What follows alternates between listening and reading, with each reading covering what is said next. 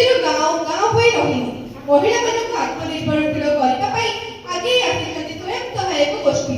କିଏ ଆଚାର କରୁଛି ତ କିଏ ପାମ୍ପଡ଼ କରୁଛି ତ କିଏ ବଡ଼ି ପକାଉଛି। ଏଥିପାଇଁ ସରକାର ଅତି ସ୍ୱଳ୍ପ ସୁଧ ହାରରେ ମହିଳାମାନଙ୍କୁ ଆର୍ଥିକ ସହାୟ ଯୋଗାଇ ଦେଉଛନ୍ତି।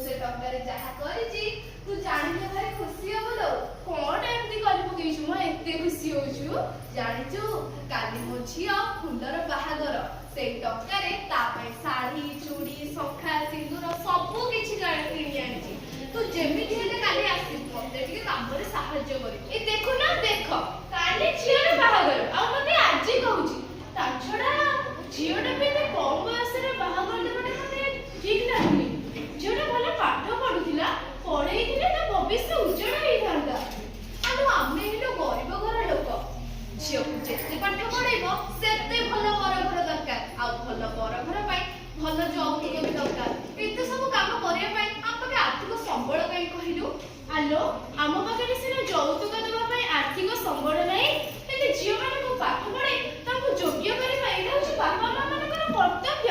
ତା ଛଡ଼ା ସେମାନେ ଯେତେବେଳେ ନିଜ ଗୋଡ଼ରେ ଛିଡ଼ା ହେଇଯିବେ କେତେ ବରପୁତ୍ର ଆସିବେ। ତାକୁ ପାଠ ପଢ଼ିବାକୁ କିଏ ମନା କରୁଛି କହିଲୁ? ଶାଶୁଘର ଗଲା ପରେ ପଢ଼ିବ, ସେଥିରେ ଆମର ଯାଇ କେତେ ଆଉ ଆଶା କେତେ ମ। ଝିଅ ଆଉ ଘିଅ ବେଶୀ ଦିନ ଘରେ ରହିଲେ ଗନ୍ଧ ଦଉ। ତୁ ଯେତେ ଯାହା କହ ପଛକେ ମୋ ମନ ଜମା ମାନିନି। ଏତେ ଅଷ୍ଟମରେ ପାଠ ପଢୁଥିଲା ସେ, କେତେ ଲମ୍ବା ଜୀବନ ପଡ଼ିଛି ତାର। ଖେଳିଆ ବୁଲିଆ ବୟସରେ ବାହା କରିଦେବାଟା କଣ ଠିକ ହେଲା? ହଉ ଛାଡ଼ିବ ସେ କଥା। ଗରିବ ଘର ଲୋକ ପାଇଁ ଠିକ ଆଉ ଭୁଲର କିଛି ମାନେ ନାହିଁ। ଓ କହିଲୁ ଗୋଟେ କଥା, ଆଉ ତୁ ତ ସୁଭଦ୍ରା ଟଙ୍କା କଣ କଲୁ? ଖାତାରେ ଅଛି ନା ଖର୍ଚ୍ଚ କରିଦେଲୁ? ନାଇଁ ମୋର ସେ ଟଙ୍କା ଖାତାରେ ନାହିଁ କି ଖର୍ଚ୍ଚ ବି ହେଇନି। ଆଲୋ ଆଲୋ ଆଲୋ ଆଲୋ ଏଇ କି ଅପିଲା କଥା କହୁଛୁ? ତାହେଲେ ଟଙ୍କା ଗୁଡାକ କଣ ଚୋରି ହେଇଗଲା ନା କଣ କିଲୋ? ନାଇଁ ମୋ ଚୋରି ହେଇନି, ହେଲେ ମୁଁ ଯାହା କରିଛି କାହାକୁ ଜଣେଇବାକୁ ଚାହୁଁନି। ଆମ ଘର ଲୋକ ଜାଣିଲେ ଭାରି ଅସୁବିଧା ହବ। ମତେ କହୁନୁ ମୁଁ କାହାକୁ କିଛି କହିବିନି ବା। ତୁ ଯଦି କାହାକୁ ନ କହିବୁ ତାହେଲେ କହିବି। ସତ କହୁଛି କାହାକୁ କିଛି କହିବିନି। ଆଲୋ କଥା କଣ କି, ମୋତେ ସେ ସୁଭଦ୍ରା ଟଙ୍କା ମିଳିଛି ବୋଲି ମୁଁ ଆମ ଘରେ କାହାକୁ କହିନି। ମୋର ସେ ଫର୍ମ ପକେଇବା ଡେରି ହେଇଗଲା, ଆଉ ମତେ ଟଙ୍କା ମିଳିବ ବୋଲି ସମସ୍ତଙ୍କୁ କହିଦେଇଛି ଆଉ। ଆରେ ବା ବହୁତ ଚାଲାକିର କାମ କରିଛୁ ତୁ। ଆଉ ଟଙ୍କା ତକ ବଞ୍ଚେଇବା ପାଇଁ ବାଧ୍ୟ ହେଇ ମିଛ କହିଛି। ଆଉ ଜାଣିଛୁ ସେ ଟଙ୍କାରେ କିଛି ଟଙ୍କା ମିଶେଇ 3ଟା ଛେଳି କିଣିଛି। ବର୍ତ୍ତମାନ ସେ ଛେଳିର 12ଟା ଛୁଆ। ଆଲୋ ଆଲୋ ତୁ ଯୋଉ ଘରେ ଛେଳି ଗୁଡା ରଖିଛୁ ତା ସହିତ ତୋ ସାଙ୍ଗ ରଖିନେ ତୋର। ଆଲୋ ରହ ଏଇଟା ବଡ ପାଟିରେ କାଇଁ କହୁଛୁ କହିଲୁ? ଏଠି ପୁରା କାନ୍ଥ ବାଡରେ ବି କାନ ଅଛି। ସୀତା ତୁ ତୋ ଟଙ୍କାକୁ ଭଲ କାମରେ ଲଗେଇଛୁ, ଆଉ ମୁଁ ବି ମୋ ଟଙ୍କାକୁ ଭଲ କାମରେ ଲଗେଇଛି। ନା ତୁ ମୋଟେ ତୋ ଟଙ୍କାକୁ ଭଲ କାମରେ ଲଗେଇବୁ। ତୁ ବା କହୁଥିଲୁ ଛେଳି ଜଗିବାକୁ ଯିବୁ ବୋଲି, ଯାଉନୁ? ହଉ ମୁଁ ଯାଉଛି। ମୋର ଡେରି ହେଲାଣି, ମୁଁ ଯାଉଛି। ପରେ ଆସିଲେ କଥା ହେବି। ତୁ ଯେମିତି ହେଲେ ଆସିବୁ ବେଳେବେଳେ ମୋ ଘରେ ଆସି ପହଞ୍ଚିବୁ। ଆସିକି ପହଞ୍ଚିଲି। ସୀତା ଭାବୁଛି ସେ ଭାରି ଭଲ କାମ କରିଛି ବୋଲି, ହେଲେ ମୁଁ କେତେ ବୁଦ୍ଧିଆ ସେ ଜାଣିନି। ମୁଁ ଯାଇ ଶାଢ଼ୀ ମୋର କେତେ କାମ ପଡିଛି। ମା କୁଆଡେ ଗଲେ ଯେ?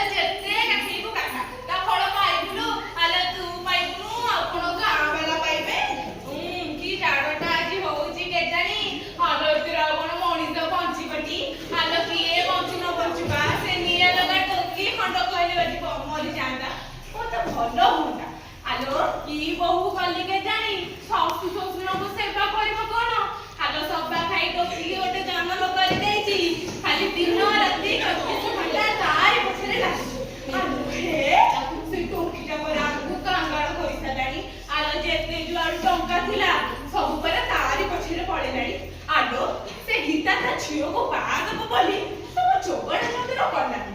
ଆଲୋ ମୁଁ ବୋଉକୁ ଯେତେ କହୁଛି ଆଲୋ ତୋ ଝିଅଟାକୁ ବାହା ଦେ, ନା ମୋ କଥା ଶୁଣୁଛି ନା ବୁଝୁଛି ଲୋ। ଖାଲି ପାଠ ପଢିବ, କଲେକ୍ଟର ହବ, ଡାକ୍ତର ହବ। ହଁ କେତେ ପାଠ ତୁ ପଢେଇବୁ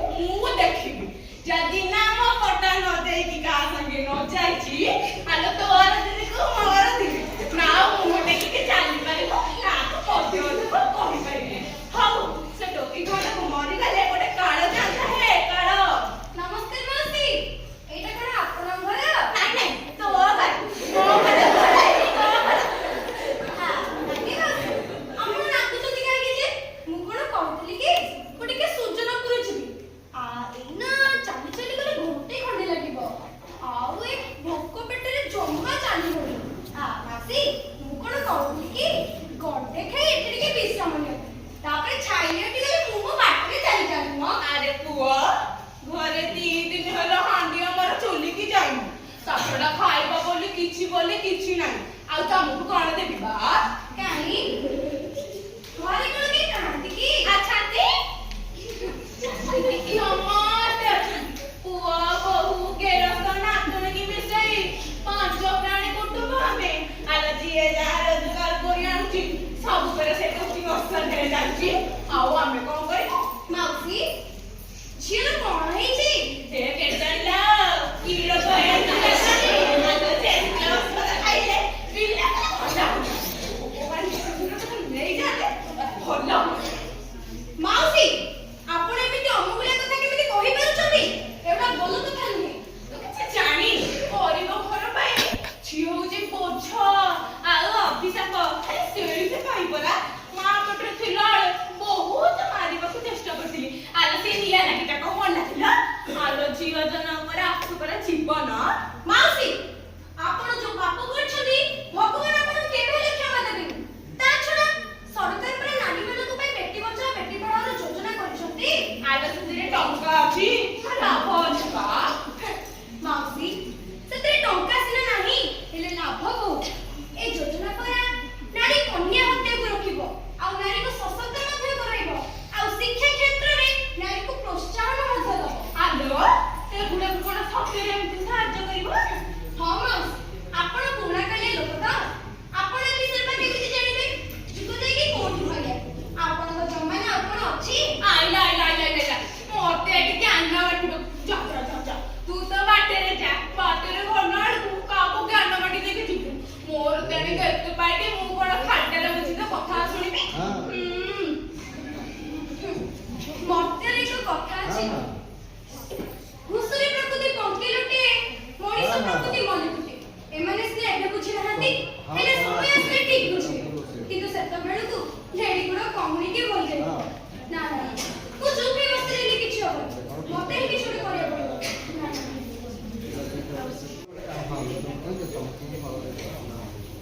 ହେ ପ୍ରଭୁ ମତେ ସାହାଯ୍ୟ କର। ଏମାନେ ମୋ ପ୍ରତି ଅନ୍ୟାୟ କରିଛନ୍ତି। ମୁଁ କଣ ଏତେ ବଡ ହେଇଗଲାଣି ଯେ ଏମାନେ ମତେ ବାହା କରି ଦଉଛନ୍ତି? ନାଇଁ ମୁଁ ବାହା ହେବିନି।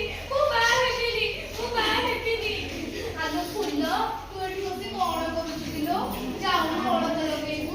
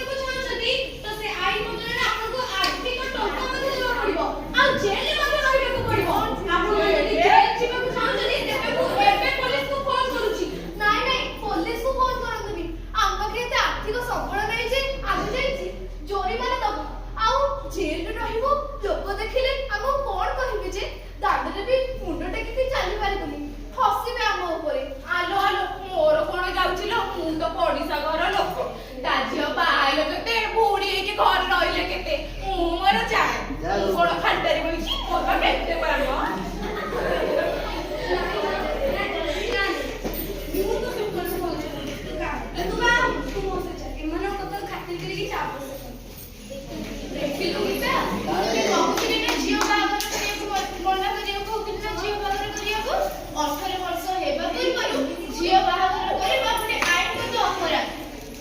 ହଁ ଲୋ ସୀତା, ତୁ ଠିକ କଥା କହୁଛୁ। ଏବେ ମୁଁ ଭୁଲ ବୁଝିପାରିଛି। ହଉ ଏବେ ଚାଲ ଯିବା।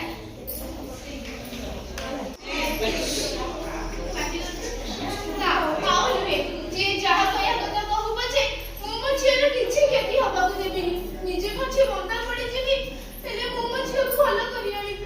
ଦେଖୁନ, ସେ ନିଆଁ ଲଗା କରିମଙ୍କ ଆଡ଼କୁ ଖବର ଦେଇଥିଲି ଆସିବ ବୋଲି। ହେଲେ ଏତେବେଳେ ହେଲାଣି ତାର ଦେଖା ନାହିଁ। କଣ କରିବି କଣ ନାହିଁ ମୋ ମନକୁ କିଛି ବୁଝୁନି। ହେମ ଘଟକ ଧରିଣୀ, ହେମ ସମନେ, ହେମ ଦକ୍ଷିଣ କଡ଼ି ପକେଇ ବିପଦରୁ ଉଦ୍ଧାର କର।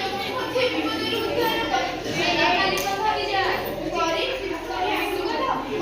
भाभी जान, घर में थोड़ा बहुत काम था इसलिए आने में देर हुआ। नहीं जाओ गरीब, नहीं जाओ। मोर सब टका छड़ी नहीं जाओ। लेकिन भाभी जान, लेकिन फिर को किछि नहीं। मोर टंका दादा तमे जदी छड़ी न ने मते भी बाहर को नहीं जी। ठीक আছে আমি নেই যাবি। लेकिन कितना टका देबा? सुनो गरीब, तमे हচ্ছে আমার জনা শুনা লোক। তম সহিত মূল্যাচন করিবা ঠিক হবনি। তমে গোটে কাম কর, মতে 50,000 টଙ୍କା দেই দিও। আর মো ঘোড়ার ছড়ি তক নেই যাও। ठीक আছে भाभी जान, আমি टंका देबा, छेड़ी भी नेबा। लेकिन भाभी जान, छोटी मुंह में बड़ी बात। हठात इतना टका क्यों जरूरत पड़ी? सुनो गरीब, मो झियर देह भल नहीं। एते औषध खाइला ପରେ ବି ତା ଦେହ ଭଲ ହଉନି। ମୁଁ ତମଠୁ ଏ ଟଙ୍କା ନେଇ ବଡ଼ ବଡ଼ ଡାକ୍ତରଖାନାରେ ତା ଦେହ ଭଲ କରି ଆଣିବି। समझ गई भाभी जान, सब कुछ समझ गई और कुछ बोलने की जरूरत नहीं है। ରହି ଯାଅ। ତା ଟଙ୍କା ତ ତୁମକୁ ଦରକାର ନାହିଁ। लेकिन ଆପଣ ମୁଁ ଠିକ କହିବି ନା କହିବି? ଆପଣ ସେ ଟଙ୍କା ତାକୁ ଦେବେନି କି ସେ ଆପଣଙ୍କୁ ଛେଳି ମଧ୍ୟ ବିକ୍ରି କରିବେ। ଦେଖନ୍ତୁ, ଆପଣ ପୁଣି ଥରେ ଯାଇକି ଆସିକି ମୋତେ ମୋ ଛେଳି ବିକ୍ରି କରିବାକୁ ମନା କରୁଛନ୍ତି। ମୁଁ ତ କାହିଁ ଜାଣିନି। କିନ୍ତୁ ମୁଁ ସବୁ ଜାଣିଛି। ओ भाईजान, क्यों मेरे धक्का को मंदा कर रहे हो? ତମକୁ କହିଲା ଚାଲି ଯାଅ।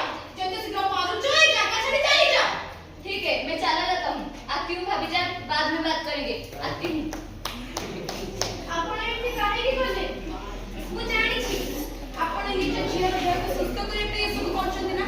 ତା ଛଡ଼ା ମୋତେ ଗୋଟେ କଥା କହିଲେ, ଆପଣଙ୍କ ପାଖରେ ଆୟୁଷ୍ମାନ କାର୍ଡ ଅଛି ତ? ଆୟୁଷ୍ମାନ କାର୍ଡ? କେଜାଣି କେଉଁ କାର୍ଡ କଥା କହୁଛନ୍ତି ମୁଁ ତ କାହିଁ ଜାଣିନି। ହଁ ହଁ, ମନେ ପଡ଼ିଲା। କିଛି ଦିନ ତଳେ ଗାଁକୁ କିଛି ସରକାରୀ ଲୋକ ଆସିଥିଲେ। ସେମାନେ ନାଁ ଗାଁ ପଚାରିଲେ, ଆଉ ଗଲାବେଳେ ଗୋଟେ କାର୍ଡ ଦେଇଗଲେ। ସେଇ କାର୍ଡଟିକୁ ମୋତେ ଆଣିକି ଦେଖେଇ ପାରିବେ? ହଁ, ଏବେ ନେଇ ଘରେ କାର୍ଡ ଥାଇ ମଧ୍ୟ ସେ ତାର ଉପକାରିତା ବିଷୟ ଜାଣିନାହାନ୍ତି। ସଚେତନତା ଅଭାବରୁ ସେ ନିଜର କେତେଟା ବଡ଼ ଭୁଲ କରି ବସିଥିଲେ ସେ ନିଜେ ମଧ୍ୟ ଜାଣିନାହାନ୍ତି। ଦେଖିଲେ ଏଇ କାର୍ଡ କଥା କହୁଥିଲେ ତ? ବାସ୍, ମିଳିଗଲା। ଆପଣଙ୍କ ଝିଅର ଦେହକୁ ସୁସ୍ଥ କରିବା ଦାୟିତ୍ୱ ହେଉଛି ଏବେ ଏଇ କାର୍ଡର। ମୁଁ କିଛି ବୁଝିପାରିନି। ଶୁଣନ୍ତୁ, ଆମେ ଏବେ ଏଇ କାର୍ଡଟିକୁ ନେଇ ବଡ଼ ବଡ଼ ଡାକ୍ତରଖାନାକୁ ଯିବା ଆଉ ଆପଣଙ୍କ ଝିଅର ଦେହକୁ ମଧ୍ୟ ସୁସ୍ଥ କରାଇବା। ସେ ପୁଣି ସମ୍ପୂର୍ଣ୍ଣ ମାଗଣାରେ। କିନ୍ତୁ ମୁଁ କିଛି ଜାଣିନି। ଆପଣ ନିଜ ଝିଅକୁ ଡାକନ୍ତୁ ଆଉ ମୋ ସହିତ ଆସନ୍ତୁ। ଲକ୍ଷ୍ମୀ, ଏମା ଲକ୍ଷ୍ମୀ ଆସିଲୁ ମା, ପାଖକୁ ଆସିଲୁ। ଆମେ ଏବେ ବାବୁଙ୍କ ସହ ଯିବା ବଡ଼ ଡାକ୍ତରଖାନାରେ। ତୋ ଦେହ ପୁରା ଭଲ ହେଇଯିବ। ହଁ, ଆଉ ମୋ ପାଖରେ ସମୟ ନାହିଁ। ଯେତେ ଶୀଘ୍ର ପାରୁଛ ମୋ ସହିତ ଆସ। ଆସ, ଚାଲ ମା, ଚାଲ।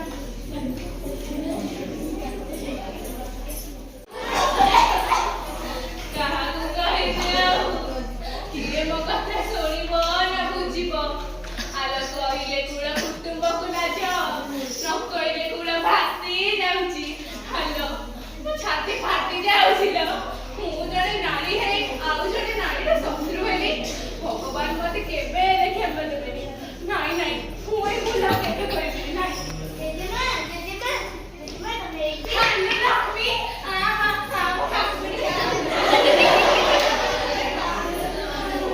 କେବେ ଭାବୁନଥିଲି ଲୋ ମା।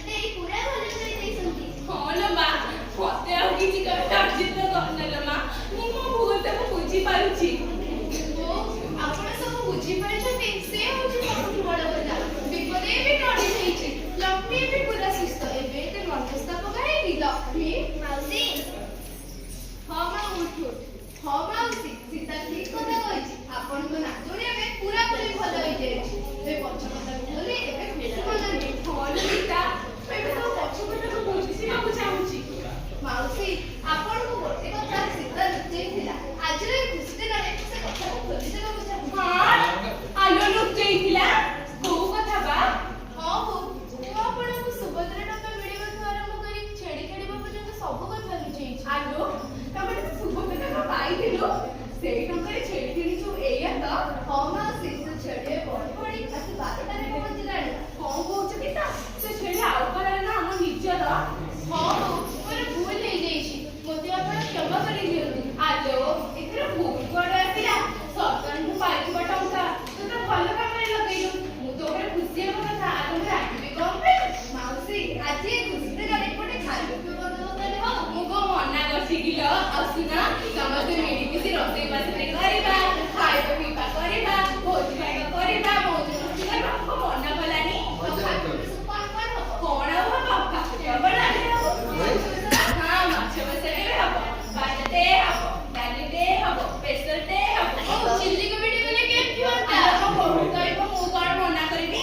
ନାଇଁ ଚିଲି କୋବି ବି ହବ, ଭାତଟେ ହବ, ଡାଲିଟେ ହବ, ବେସରଟେ ହବ, ଚିଲି କୋବିଟେ ହବ। ମା କ୍ଷୀରି କଲେ କେମିତି ହୁଅନ୍ତା? ମୁଁ ନାତୁଣୀ କହୁଛି, ମୁଁ ଆଉ କଣ ମନା କରନ୍ତି କିଲ?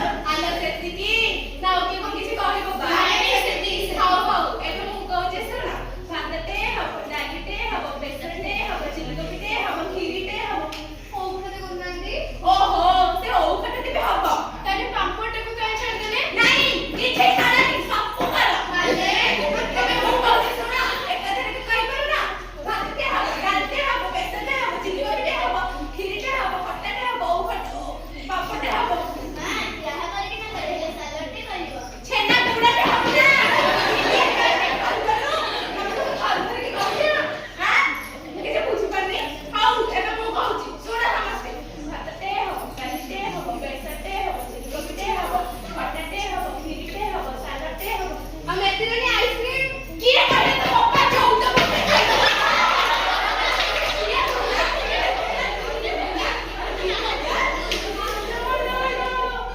ଆମେ ଏମାନେ ସବୁ କୁଆଡେ ଗଲେ ବା? ଓହୋ ରୋଷେଇ ବାସ ଆୟୋଜନ କରିବାକୁ ଯାଇଥିବେ ଆଉ।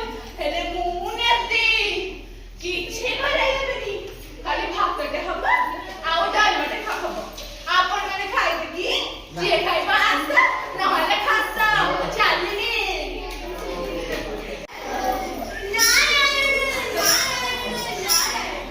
ସଚିପତି ନାଗେଶ୍ୱରୀ ମୁଁ ଆସିଥିଲି ଏହି ମହତ୍ୟ ମଣ୍ଡଳକୁ। ହେଲେ ଏଠାରେ ବୁଲି ବୁଲି ଯାହା ସବୁ ଦେଖିଲି, ଏଠିକାର ନାରୀ ଆଉ ନାହାନ୍ତି ଆଗପରି ଅବଳା ଦୁର୍ବଳା। ହୋଇଛନ୍ତି ସେମାନେ ସଚେତନ, କିନ୍ତୁ କିଛି କିଛି ନାରୀ ଅଛନ୍ତି ଯେଉଁମାନଙ୍କର ଏବେ ମଧ୍ୟ ଖୋଲି ନାହିଁ ଜ୍ଞାନଦୀପ୍ତ ଚକ୍ଷୁ। ଯେଉଁଦିନ ପ୍ରତି ଘରେ ଘରେ ନାରୀ ହୋଇବ ସଶକ୍ତ, ସେହିଦିନ ପରିବର୍ତ୍ତନର ହେବ ସୂତ୍ରପାତ। ତିଳେମାତ୍ର ନାହାନ୍ତି ସନ୍ଦେହ। ଯାହା ମୁଁ ଦେଖିଲି ପ୍ରତ୍ୟକ୍ଷେ, ଏବେ ଯାଇ କହିବି ଦେବନା ଦେଇ। ମାତା ଜଗଜ୍ଜନନୀ ଓ ଦେବରାଜ ଇନ୍ଦ୍ର ପୁଣି ଭୂମିକରେ ଆଜି।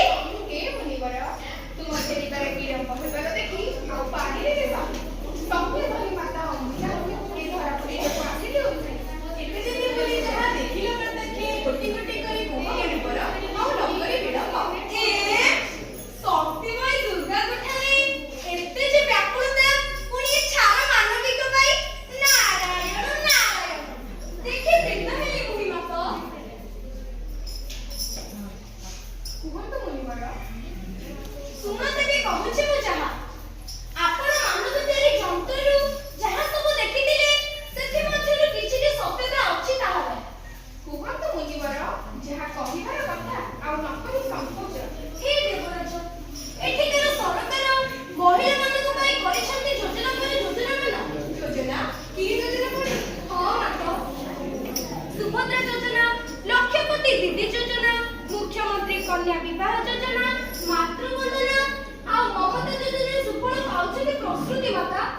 ହେ ମୁନିବର, ଶୁଣି ତମଠାରୁ ଏହି ସବୁ କଥା ଭାବୁଛି ମୁଁ ନାହିଁ ଲୋଡ଼ା ଆଉ କିଛି କରିବାକୁ ଯେ ଆମର।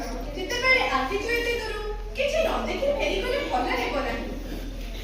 ତେବେ ଚାଲନ୍ତୁ ଦେଖିବା।